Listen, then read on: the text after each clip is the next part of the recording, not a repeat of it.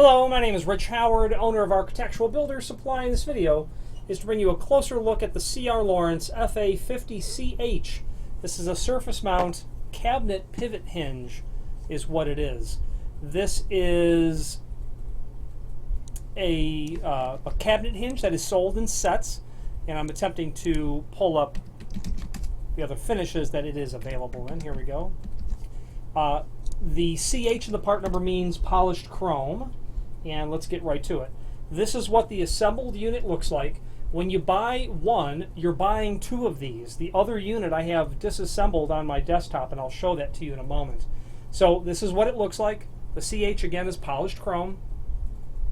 I'm going to go with, even though it's not listed, I'm going to go with this as being solid brass, which is a hallmark of the C.R. Lawrence hinge hardware line.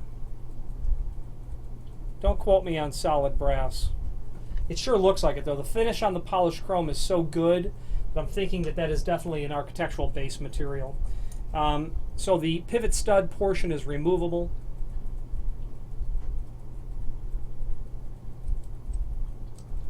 Okay.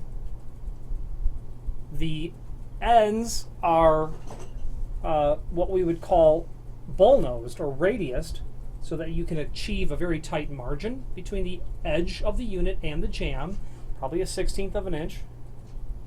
Now, figure an 1/8 of an inch margin. Okay. Now, let's take a look at the disassembled portion. They're symmetrical. One is for the top, one is for the bottom. You just take them, you can rotate them however way you're installing them, flip them over, doesn't really matter. Inside, outside, you just flip them top and bottom. You've got the floor or the header portion, and there is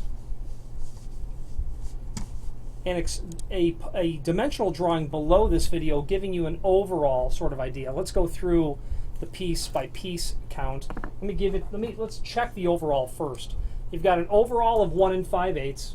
That appears to be spot on.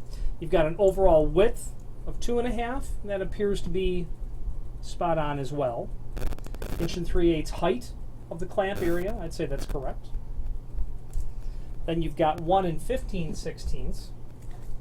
The length of the arm itself. Yeah, that'd be correct. Okay. Width of this piece. Looks like it's about 9/16, pushing 5/8. Height of the unit without the spindle is about 3/4. All the way to the top of the spindle, it's about 1 3/16. Okay.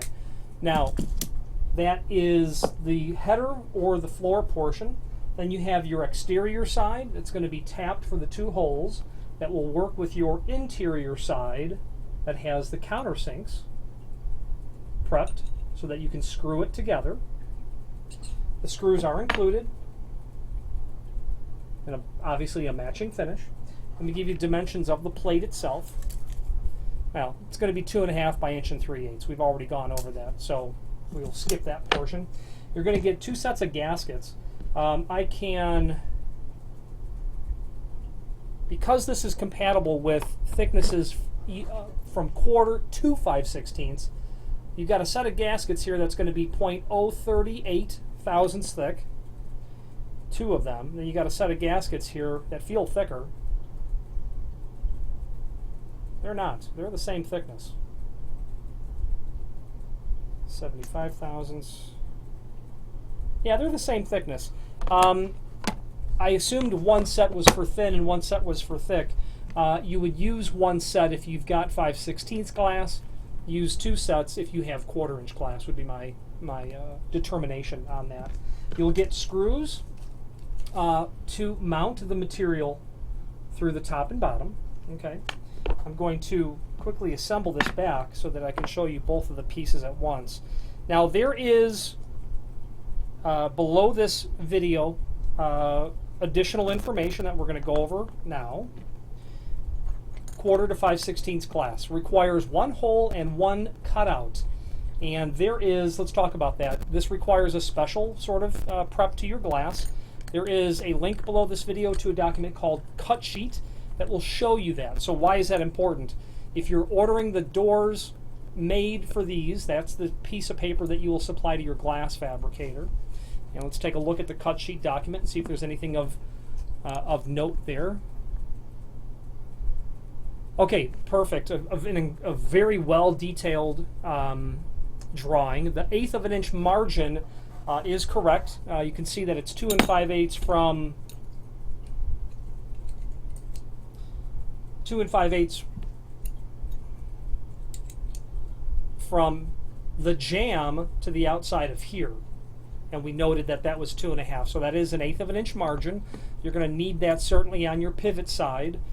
Depending on your glass thickness, and you probably are going to put a small edge or a chamfer possibly on your glass that will act as a radius. You probably don't need much more than a 1/16, but you know, make it uniform. Make an 1/8 here, make an 1/8 over here, and if you've got pairs of doors, I'd put an 1/8 everywhere is what I would do. It'd be kind of unusual to open both doors simultaneously, but that shouldn't be a problem either.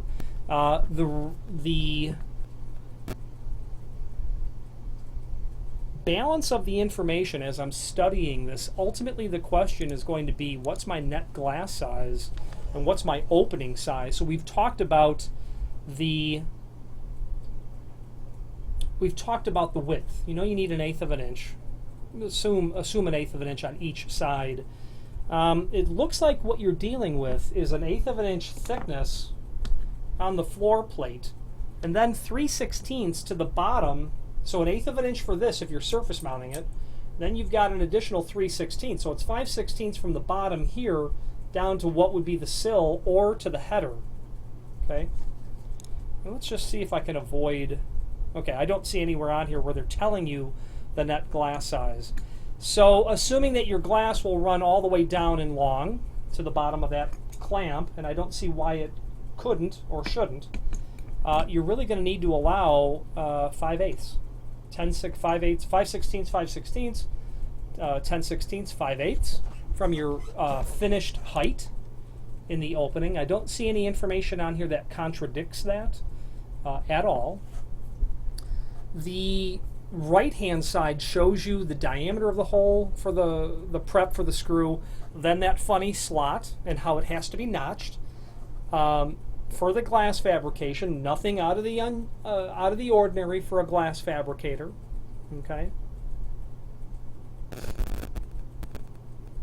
Again, I don't see any trouble at all with those net glass sizes.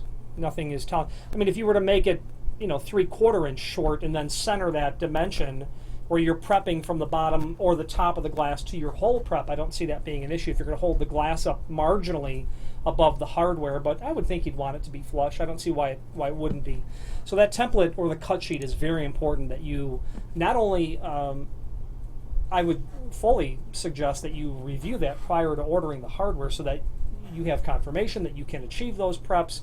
And obviously, if you're using existing tempered glass, this material wouldn't be compatible because you have to have the glass prepped at that time. Now, the other finishes I had hoped to tell you about, let's pull that up. So this hardware is going, the FA50 is going to be available in BN for brushed nickel, BR for, and these are the two letters that you change, you substitute for the CH. BN for brushed nickel, the BR for polished brass, the CH is the polished chrome, SC is satin chrome. So you'll be able to do those 4 finishes on this material. The hardware is it's excellent finish, and that's what you're going to find on practically all of C.R. Lawrence's material. The fact that it's made of solid brass, I am very convinced that this will give you that sort of not only result in the finish. Having said that about C.R. Lawrence, there is a link below this video to the manufacturer's page where you can pull up not only all of the C.R. Lawrence products that we sell, but also a link to the manufacturer's website, along with a link to the full product catalog, and then, forgive me, I've misspoke, a link to the manufacturer's website. You can see all the C.R. Lawrence products we sell. Then above there are several links to all of their variety different catalogs, because there is no such thing as one catalog from them, because it would be several phone books thick. You'll be able to review all of the different top-level categories from C.R. Laurence, such as architectural hardware, shower door hardware, door and window, architectural metals.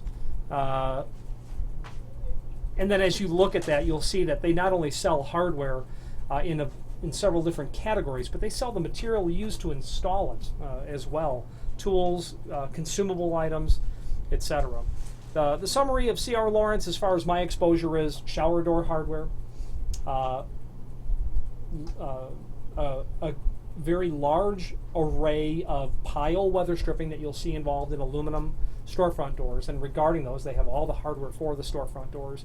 And then they get into the Jackson line. C.R. Laurence owns the name and product line Jackson, that you might know for exit devices, pivots, and for door closers. If you have any questions on the FA50CH surface mount, and by the way, if you were going to mortise that down, take that into account, mortise that flush, cabinet, pivot hinge, or any other C.R. Laurence product, please feel free to reach out to us. Thank you.